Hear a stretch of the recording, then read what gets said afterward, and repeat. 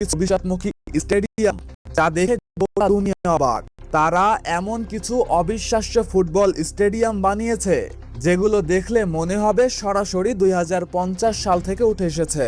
কিছু স্টেডিয়ামের ছাদ খুলে যায় ফুলের পাপড়ির মতো, কিছু স্টেডিয়াম আবার কৃত্রিম বুদ্ধিমত্তা বা এআই দিয়ে নিয়ন্ত্রণ করে তাপমাত্রা থেকে শুরু করে দর্শকের চলাচল পর্যন্ত সবকিছু। গোটা বিশ্ব যে প্রযুক্তি শিখতে দশকের পর দশক সময় নিয়েছে, চীন তা করে দেখাচ্ছে 3 বছরেরও কম সময়ে।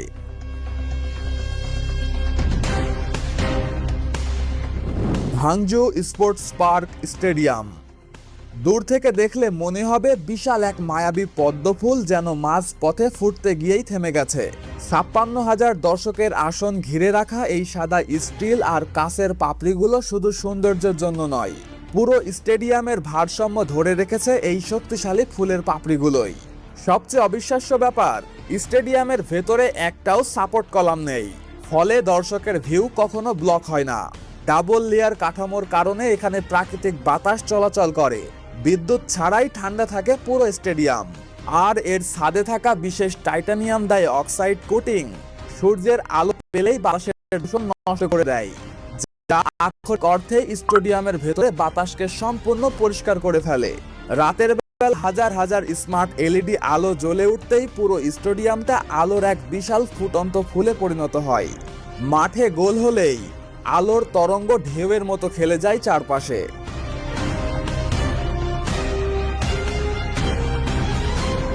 গ্রেটার বে স্পোর্টস সেন্টার, এই স্টেডিয়ামটা দেখলে মনে হবে যেন কোনো এলিয়েন স্পেসশিপ মাটিতে নেমে এসেছে।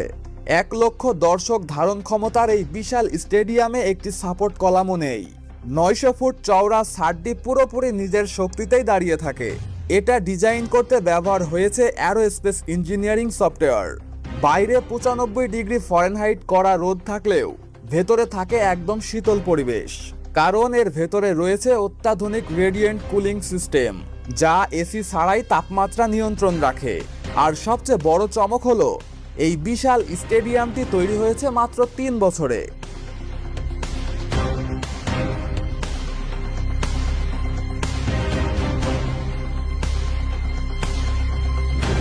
কাইতাক স্টেডিয়াম, হংকং, যেখানে একসময় পৃথিবীর সবচেয়ে বিপজ্জনক বিমানবন্দর ছিল, আজ ঠিক সেখানেই দাঁড়িয়ে আছে 50,000 আসনের এই আধুনিক স্টেডিয়াম। জায়গার সর্বোচ্চ ব্যবহার নিশ্চিত করতে এখানে একই প্ল্যাটফর্মে রাখা হয়েছে stadium, metro station, shopping complex এবং এয়ারফ্রন্ট পার্ক। স্টেডিয়ামটিকে বসানো হয়েছে বিশাল শক অ্যাবজর্বারের ওপর, যা 100 মাইল বেগের টাইফুন বাতাসকেও সহজে সামলাতে পারে। আর এর ছাদ তৈরি করা হয়েছে ইটিএফই কুশন দিয়ে, যা মহাকাশ যানেও ব্যবহার করা হয়।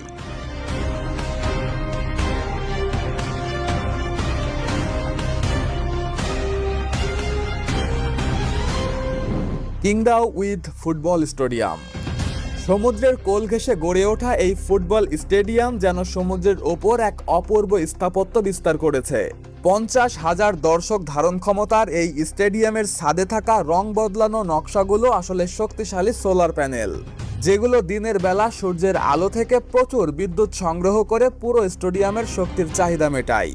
সমুদ্রের লবণাক্ত বাতাসে টিকে থাকার জন্য এখানে ব্যবহার হয়েছে অফশোর অয়েল রিগের ব্যবহৃত স্টিল ও কংক্রিট। মাঠের নিচে এমন ড্রেনেজ সিস্টেম যা ঘন্টায় 4 ইঞ্চি বৃষ্টির পরও 30 মিনিটে মাঠ খেলার উপযোগী করে ফেলে। আর রাতের বেলায় এর চারপাশে বিশাল আকার অদৃশ্য স্ক্রিন এবং ডাইনামিক লাইটিং পুরো স্টেডিয়ামকে সমুদ্রের ঢেউয়ের মতো আলোকিত করে তোলে।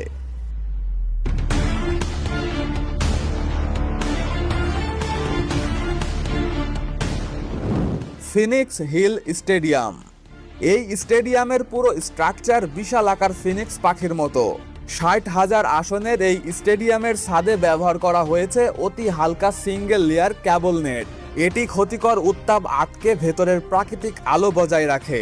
রাতের আধারে এর অ্যালুমিনিয়াম ফাসাদ এবং ডাইনামিক এলইডি লাইটিং পুরো স্টেডিয়ামকে আলো আধারের মায়াজাল বানিয়ে ফেলে।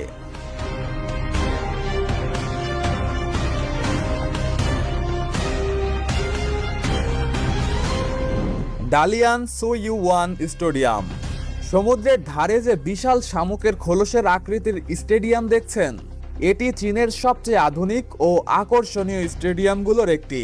63,000 দর্শক ধারণ ক্ষমতা সম্পন্ন এই স্টেডিয়াম বানাতে চীন ব্যবহার করেছে যুদ্ধজাহাজের অত্যাধুনিক প্রযুক্তি। জানলে অবাক হবেন, 70 কিলোমিটার গতিতে ধেয়ে আসা বাতাসের মধ্যেও এর ছাদ বন্ধ করা যায়।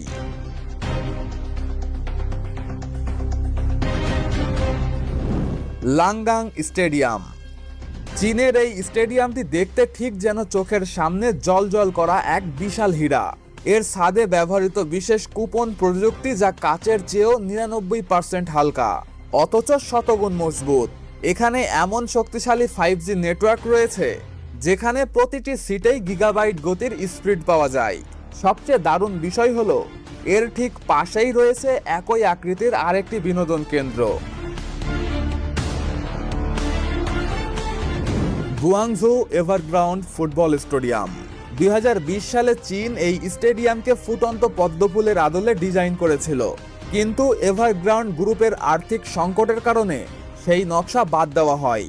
যদি এই মূল নকশাটি বাস্তবে সম্পূর্ণ নির্মিত হতো তাহলে এটি বিশ্বের সবচেয়ে দৃষ্টিনন্দন, সবচেয়ে বড়, সবচেয়ে ব্যয়বহুল স্টেডিয়াম হতো।